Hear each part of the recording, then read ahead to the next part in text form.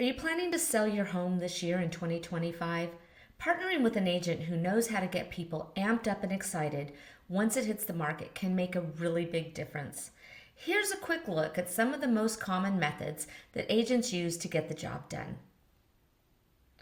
It's common to get your house on the MLS and generate buyer excitement with tools like a coming soon yard sign or an open house.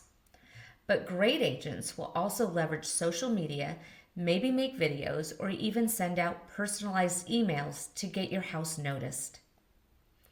But there's so much more we can do beyond this list.